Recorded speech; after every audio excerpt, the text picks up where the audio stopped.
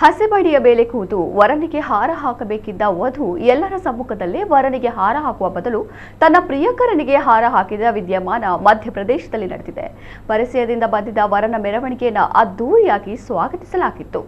ವೇದಿಕೆ ಮೇಲೆ ಹಾರ ವಿನಿಮಯದ ಮುಹೂರ್ತ ನಡೆಯುತ್ತಿದ್ದಾಗ ವಧು ವರನತ್ತ ಹೆಜ್ಜೆ ಹಾಕುವ ಬದಲು ನೇರವಾಗಿ ಜನಸಂದಣಿಯಲ್ಲಿದ್ದ ತನ್ನ ಪ್ರಿಯಕರನತ್ತ ಹೋಗಿ ಆತನ ಕುತ್ತಿಗೆಗೆ ಹಾರ ಹಾಕಿದ್ದಾಳೆ. ಈ ಅನಿರೀಕ್ಷಿತ ಘಟನೆಯಿಂದ ವಿವಾಹ ಮಂಟಪದಲ್ಲಿದ್ದ ಅತಿಥಿಗಳು ಮತ್ತು ವರ ದಿಗ್ಭ್ರಮೆಗೊಂಡಿದ್ದಾರೆ. ವಧುವಿನ ಈ ಕೃತ್ಯದಿಂದ ಆಕ್ರೋಶಗೊಂಡ ಕುಟುಂಬಸ್ಥರು ಆಕೆಯನ್ನ ಥಳಿಸಿದ್ದಾರೆ. ಉಭಯ ಕುಟುಂಬಗಳ ನಡುವೆ ಮಾರಾಮಾರಿ ನಡೆದಿದ್ದು ಮದುವೆ ಮಂಟಪ ಯುದ್ಧ ಭೂಮಿಯಾಗಿ ಮಾರ್ಪಟ್ಟಿದೆ. ಕೊನೆಗೆ ವರನು ಮದುವೆಯನ್ನ ನಿರಾಕರಿಸಿ ಮೆರವಣಿಗೆಯೊಂದಿಗೆ ವಧು ಇಲ್ಲದೆ ವಾಪಸ್ ತೆರಳಿದ್ದಾನೆ.